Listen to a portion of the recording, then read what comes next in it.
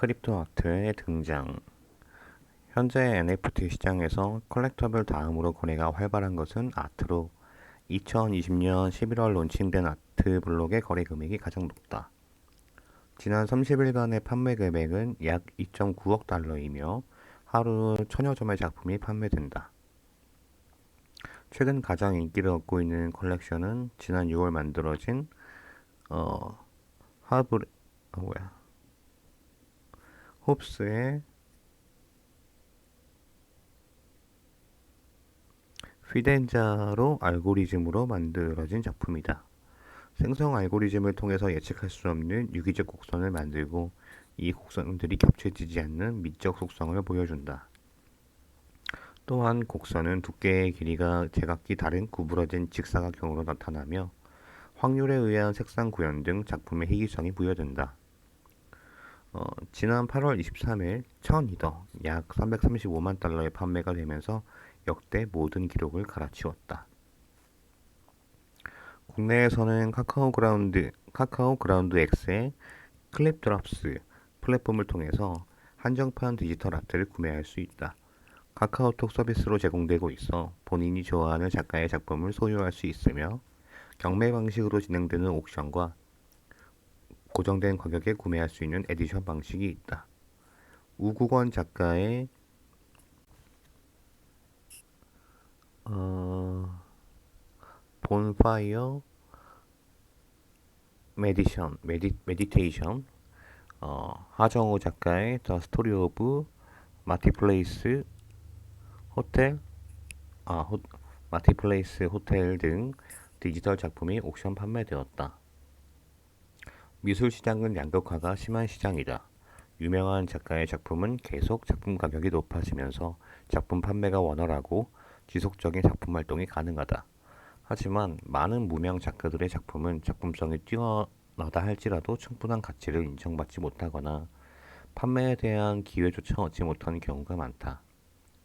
NFT는 이러한 미술 시장의 양극화를 완화하고 많은 작가들에게 새로운 기회를 제공할 수 있다는 순기능 역할을 할 것으로 기대된다. NFT에 대한 국내 업체들의 움직임은 아직까지 소극적이다. 지난달 24일 개정된 특정금융거래정보법에 따른 가상자산 사업자 신고가 마감되었고, 가상자산에 대한 제도권 편입이 이제 막 시작되었다. 관련된 법안 및 제도가 미비한 상태이기 때문에 일부 업체만이 가시적 성과를 내고 있는 상황이며 산업 성장에 따라 점차 많은 기업들이 NFT 시장에 진입할 것으로 예상된다.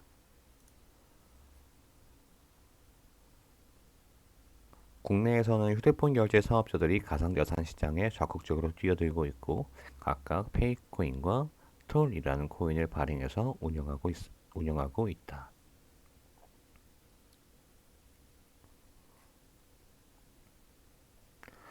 미술품 및 NFT 옥션 플랫폼 사업을 시작하는 업체는 게임 업체인 위메이드이다. 위메이드는 자회사 위메이드 트리를 통해서 NFT 옥션 플랫폼 위믹스 옥션을 운영하고 있다.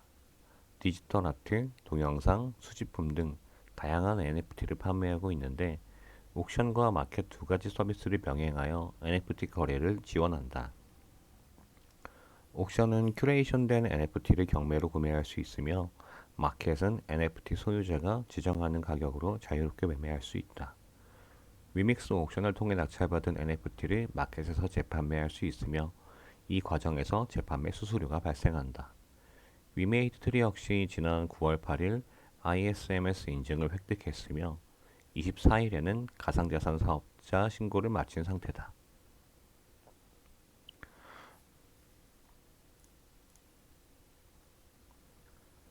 또한 서울옥션은 자회사 서울옥션 블루를 통해서 NFT 사업을 진행하고 있다. 서울옥션 블루와 업비트 운영업체 두나무는 NFT 콘텐츠 발굴 및 확보, 블록체인 기술 제공, NFT 공동사업 추진을 위해 협력하고 있다. 서울옥션은 미술 콘텐츠 IP 및 네트워크를 보유하고 있기 때문에 새로운 성장성을 가지고 있다고 판단된다. 또한 올해 1월에는 신한은행과 협력하여 미술품 등 실물 자산을 디지털화해 소유권을 분할 판매하는 플랫폼 소투를 론칭하여 소액으로도 실물 자산을 보유할 수 있는 기반을 마련하였다.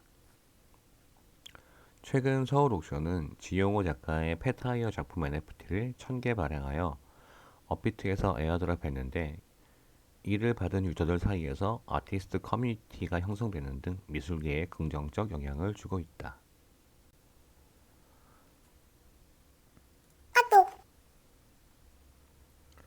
NFT 시장이 본격적으로 이슈화되고 성장한 지는 불과 몇 개월에 지나지 않는다.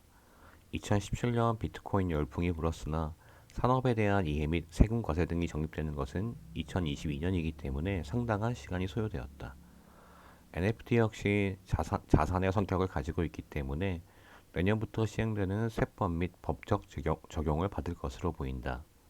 하지만 NFT는 실생활과 관련된 미술품, 부동산 등 다양한 사례가 있기 때문에 법적 쟁점은 더욱 복잡할 것으로 보인다.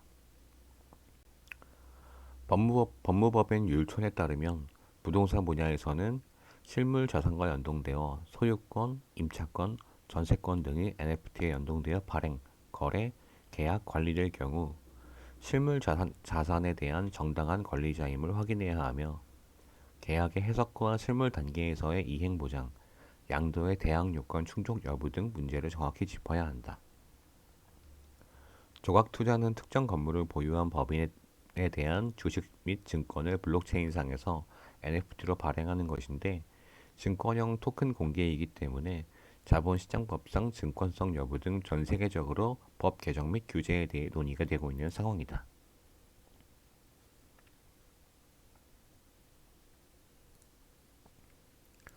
미술품 관련 NFT에서는 미술 작품의 저작권과 소유권에 대한 구분이 필요하다. 소유권은 목적물을 법률의 범위 내에서 사용, 수익, 처분할 권리를 말하며, 저작권은 작가가 창작한 지적 산물에 대한 배타적, 독점적 권리를 의미한다. 작가가 본인의 작품을 직접 NFT화하는 경우 작가는 거래가 있기 전까지 NFT 작품의 저작권과 소유권을 모두 가지고 있게 된다. NFT 구입을 통해 미술 작품을 구입하는 것은 소유권을 가져오는 행위로 저작권과 소유권이 분리된다. 다만 매매 당시 저작권을 양도받기로 하는 별도의 합의가 있는 경우는 예외로 둘 수 있다. 따라서 매수인이 소유권을 취득하더라도 저작권은 작가에게 남아있기 때문에 매수인의 소유권 행사에 법적 제한이 가해질 수 있다. NFT 시장 성숙을 위해서는 작품의 저작권이 보장되는 문화가 정착되어야 할 것이다. NFT를 만드는 것이 쉬워지고 시장에 관심이 높아지면서 저작권의 보호를 받고 있는 작품을 무단으로 디지털 복제하여 NFT를 제작하는 사례가 증가하고 있다. 원작 작가들의 저작권 침해 문제가 불거지고 있고 2차 피해자가 발생할 수 있다는 점을 조심해야 한다. 구매자 및 판매자는 마켓플레이스의 이용 약관 및 관련 행위에 대한 책임 여부를 잘 살펴봐야 할 것으로 보인다.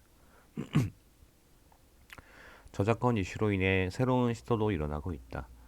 디지털 작품이 아닌 실물 자산이 기반이 되는 NFT의 경우 디지털 자산이 작품의 원본을 복제한 것이기 때문에 NFT의 의미 및 가치가 크게 떨어질 수 있다.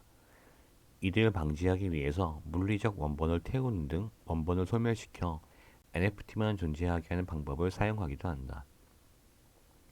일례로 국내 김정수 작가는 전시가 기준 9천만 원을 호가하는 100호짜리 대형 작품 진달래밥을 직접 소각하는 행위를 통해서 NFT의 가치를 높이고 실물 작품에 대한 저작권 문제를 해결했다. 소각된 작품을 한정판 NFT로 발행하였으며 해당 NFT 구매자들에게는 추후 김정수 작가의 NFT 컬렉션 판매에 있어 우선권을 제공한다.